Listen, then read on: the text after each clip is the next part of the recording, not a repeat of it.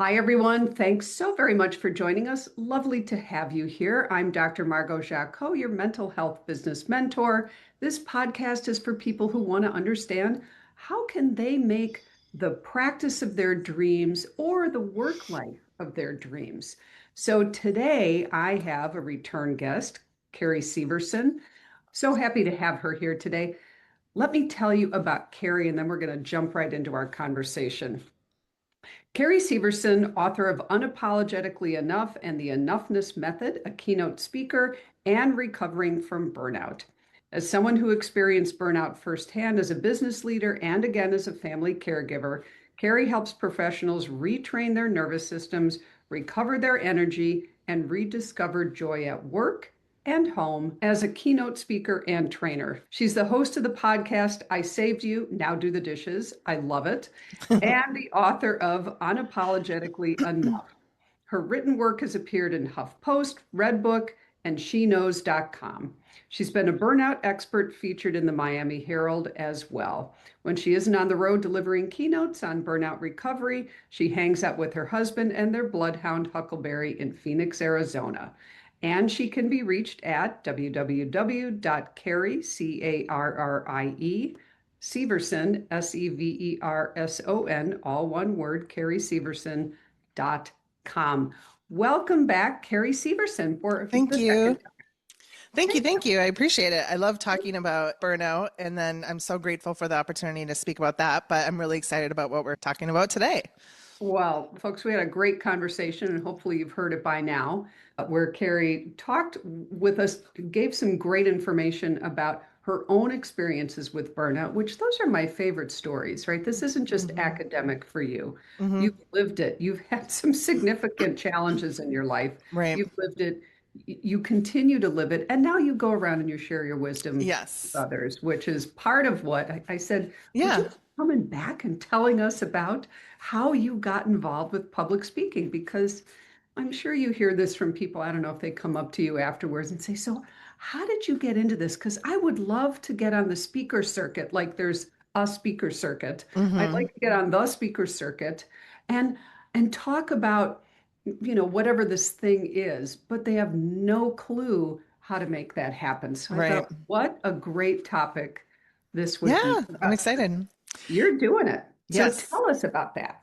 Well, I sort of was launched into it begrudgingly when I became an entrepreneur in 2011. I created a nonprofit headquartered here in Phoenix called Severson Sisters. And it was the right thing at the right time. It was a bullying solutions organization for young girls. And girl on girl bullying was like the hot thing in 2011. Hot thing as in like it was an international issue. The First Lady of the United States had just launched stopbullying.gov, and then the First Lady of Phoenix launched Stop Bullying AZ. And so I have a background in storytelling. I've been a public storyteller for 30 years. I've been in public relations for 20. I knew how to pitch myself to the media. And so that's sort of how I got started is I had told the local media, hey, I'm starting a pilot program. I'm doing some summer camps. This is what we're doing for young girls. And it just sort of caught on fire. And as a result of using my voice, being vocal, being proactive, sharing what I was doing, I think that's the very first thing is that a lot of times we wait for people to sort of find us. And we have to toot our own horns. We have to be our own champion. We can't wait for somebody to just show up on our doorstep and say, I know that you're the best thing on the face of the planet. We need you. Mhm. I've always been a big believer in God gave me this gift. I'm a really good storyteller. I am highly intuitive. When I feel the urge to move forward and use my voice and say something, I know that's being intuitively guided. And so I take action. Mm. And as a result, my one little person organization with a bunch of volunteers started being asked to do more media segments, and then more people got involved and more schools got involved. And pretty soon I was being asked to be the keynote at local chamber of commerce and then an opening speaker for NABO and eWomen Network and all of those local sort of things. which is great. So my first sort of way into public speaking is by finding a way to utilize my voice, share what I'm doing with my local community, utilizing local connections, local networks, local media, and then finding a way to make it relevant and digestible to the local market. And from there, speaking opportunities came forward. And so this has been 15 years in the making. And over the course of those 15 years, obviously, there's a huge difference between sharing your story one-on-one, sharing it on social media, written, and even podcast, than standing on stage in front of 25, 50, 100, 500, 1,000 people. And each of those rooms requires a different mindset, because when you're in front of like 10 people, it's a very different mindset, for me at least, than 1,000, because I can connect with each individual and I can engage and play. When I'm with 1,000 people, for me, it's more of like an performance.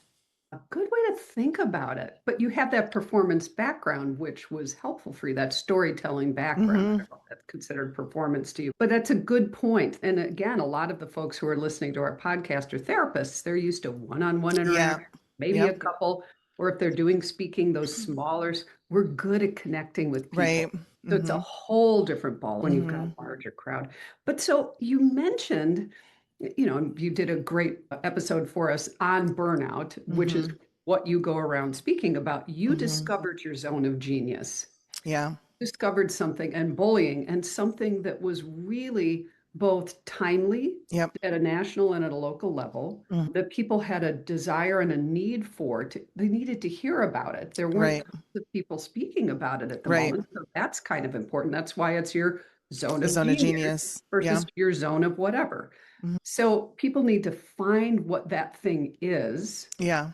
and then they need to figure out how to tell people that they know about it. And you're Right. right. I think a lot of folks sit back and say, well, why isn't anybody finding me? I'm really good at this. So Right. what is step one, step two, and Sure. step three? So I'll go back to the point you made. I don't know if we were recording when you said this, but I have personal experience in burnout. So when I first started in this public speaking space, I was sharing what happened to me as a kid, being bullied, and why I used the pain to purpose is the bridge here. Why I Mm, used my painful past to create a purposeful product, a company offering, and what I was doing to support the public. That is sort of your zone of genius, right? Your why. And if mhm. you look at it from the perspective of paying a purpose to public, what is it? Why is the public going to be interested in your purposeful offering? And then if you tie it into your personal experience, it makes you a really tangible, relatable, personable person to put on stage, Yep. however big that stage is. So step Mhm. one really is, why is the public why should the public be interested in listening to you, and what is relevant about your story that relates, obviously that is tangible and digestible. I use that word digestible a lot for storytellers, because so oftentimes we try to share so much at the same time, and it really needs to be dialed back and find these little tiny nuggets that you're able to walk away with. So first step, why is the public going to really relate to what it is you have to say? Step two, I would say, would be finding these places in your local community to start. And I'm sharing like as if you have never done this before. So Mhm. starting with the local Exactly. Rotary clubs, women's networks, if you have school age kids, looking at the PTAs, things like that. Like, where are the people Mhm. gathering that you can already walk into and say, I would love to give 3 tips to your audience about X, Y, and Z, or 3 tips to your audience about this big topic. So let me fast forward really quick and say that over the last 15 years, my zone of genius and what I'm sharing has evolved. It started as bullying, then it moved into I burnt out. So burnout was I've actually been asked to come on stage and lead storytelling seminars, this very thing. And now it's really more caregiving through the narrative of burnout recovery as a recovering caregiver. I'm able to Mm. shift the focus based on the audience, which is just years of practice. But starting with one topic is my recommendation. So often professionals have a really hard time narrowing it down. Mm-hmm. So if you really hone in on this pain, purpose, public kind of Mm-hmm. connection, looking at your local audience, where are people gathering, and why do they need to hear you speak about one topic, you should Mm-hmm. be able to hone in on your zone of genius a little bit easier. Mm. Those are great. So come up with your why, Yeah. one topic. And you're right. I mean, I think therapists, probably lots of folks, but it's not therapists' greatest skill for sure. The pain, purpose, public, where can I go locally? Start Mm-hmm. small. Mm-hmm. We're not looking for the main stage right out of the gate. And actually being able to start with a smaller group, I would imagine. Again, this is for folks who haven't done a whole lot of public speaking, or maybe you've presented at a workshop at a conference, but you want to do something bigger and broader. Right. It's doing something that's going to spark interest, and you get to practice a little bit and try to find those 3 tips for your audience about that topic. So narrow it down, be Mm-hmm. specific, go local, and Mm-hmm. see what happens, and get feedback, I would Yep. assume, and then try again. Yep. So the 3 tips is fairly common. When you're starting local, you're able to ask a friend. So this is some tips for you once you have a couple of gigs underneath your belt. Mhm. See if somebody can film you. If nothing else, set up a tripod with your Mm. iPhone somewhere in the room where you're able to get good footage. It would be really helpful if somebody in the audience though could film you, even for like 60 seconds, so you have some proof that you did this. Uh-huh.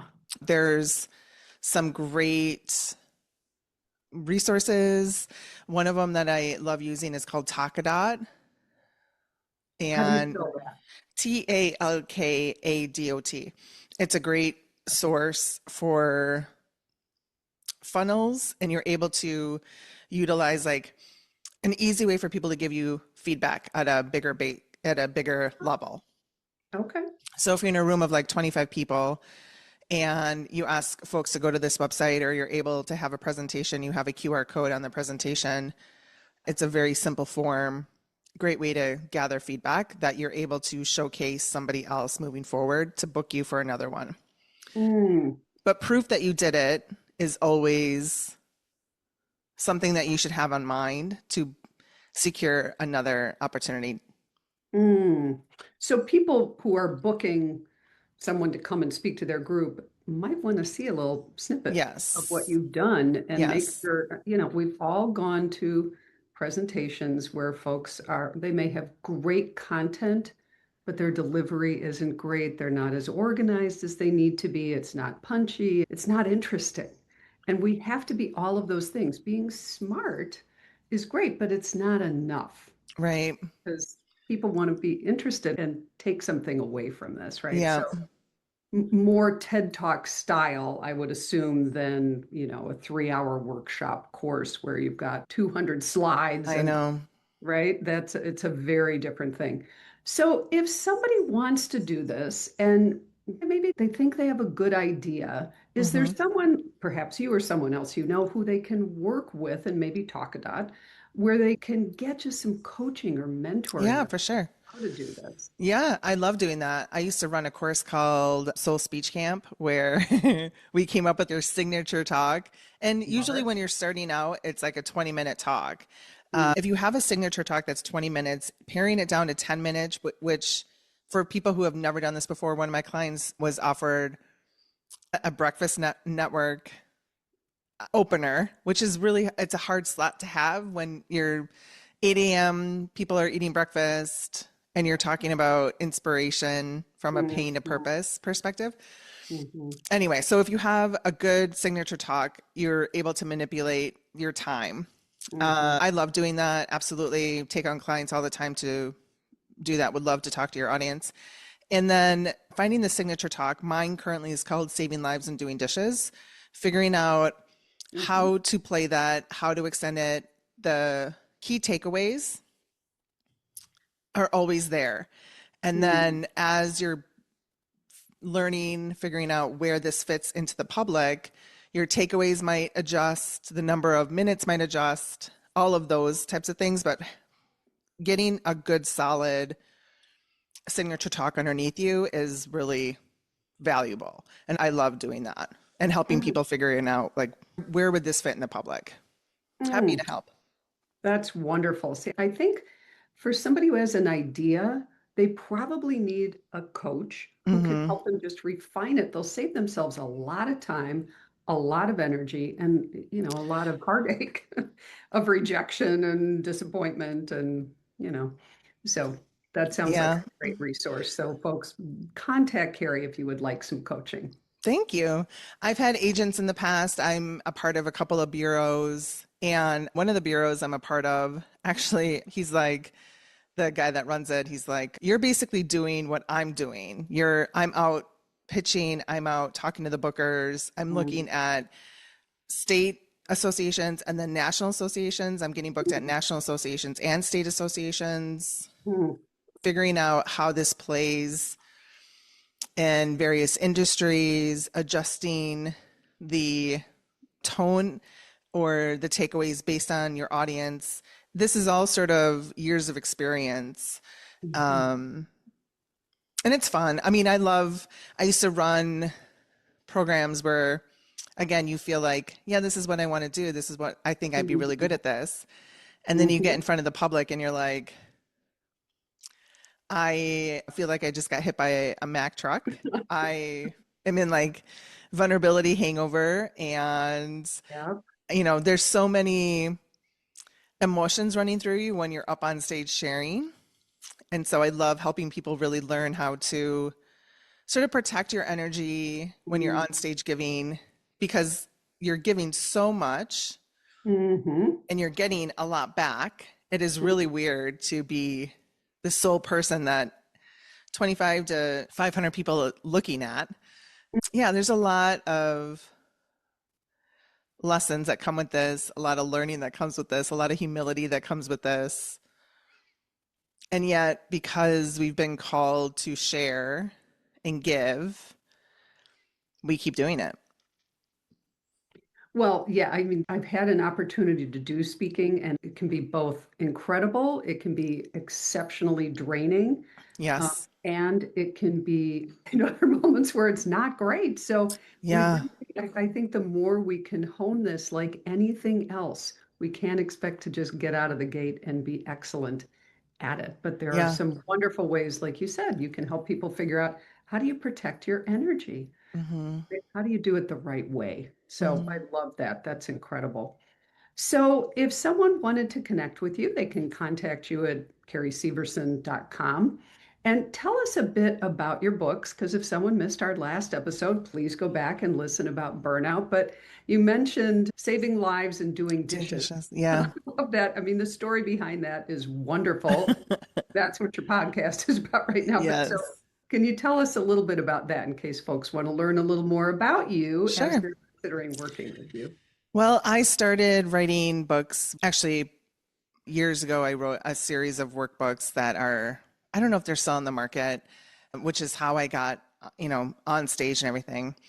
But recently, within the last 5 years, I've published a number of books. One of them is called Unapologetically Enough, which is my story about burnout and burnout recovery specifically, which is what I love to share on stage and tips I've learned along the way. I first burnt out in 2012, and burnout recovery was not something that was talked about. You couldn't sit in an audience and learn about nervous system or vagus nerve or regulating your cellular system It was like, how many calls have you made today? How much money are you making? What's your P&L? It was very different. In fact, that's what the first book is about. And the first book did so well, it ended up in subscription boxes. That is actually what brought me into, they're called employee resource groups. Employee resource groups are groups within corporations where employees of, let's say, Target, for example, can come and learn X, Y, and Z skills. It's a great opportunity for in development or in learning development, personal development within our corporation. My book ended up in a number of those types of groups. And I was asked to come into corporations to lead burnout recovery seminars, which is something I didn't think I would end up doing.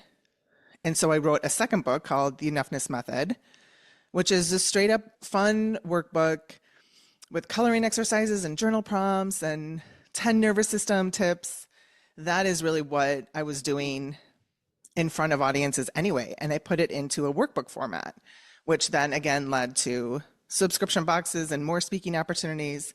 So again, I go back to this idea that we have to take inspired action with what we know we're good at, find a way to give the public an opportunity to learn about us, know about us, bring us into their communities in a variety of ways. Writing is one great way. It leads to speaking opportunities and vice versa. But so there I was leading burnout recovery seminars. I was actually in Washington in front of 500 healthcare employees doing a 3-hour burnout recovery seminar. It was part of an all-day personal development. All the employees of this private healthcare company were there. And I was like the closing part of their Wow. No learning pressure development. there. Yeah. It was intense. There was like, physicians, emergency room, technicians, and then admin, HR, janitorial. I mean, it was a huge variety of professions. So that was 2023. And my husband was essentially getting diagnosed with cancer right around the same time. Mm. So when he was diagnosed, my life went from leading seminars, workshops, keynotes, being a full-time entrepreneur to his caregiver pretty quickly. And he went downhill really quickly. And I had to learn how to advocate and fight for him in a way that I was very unfamiliar with. I used my voice in a very different way. I was very assertive in a way that I had never had to be before. And I got him admitted to the long-term cancer wing in the nick of time. That's what they said. Mm. And that's really where I Saved You Now Do the Dishes came from. So Mm-hmm. I wrote my experience as his caregiver. I blogged about it. I turned it into a book. I have not published the book. I turned it into a podcast. And as I turned it into a podcast, I was being offered speaking opportunities because, again, using my voice, being vocal, being out there, I was getting, they're called RFPs, requests for proposals. Mm.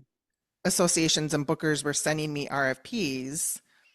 And I was just saying, what I'm focused on right now is saving lives and doing dishes.